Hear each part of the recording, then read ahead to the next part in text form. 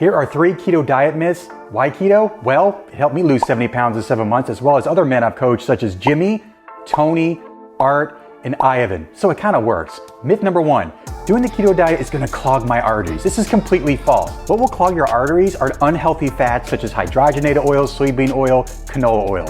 When you combine those unhealthy oils and high sugar type foods like donuts, chips, muffins, those kind of things will clog your arteries. Myth number 2, eating fat is gonna make me fat. No, it won't. Excessive calories will make you fat.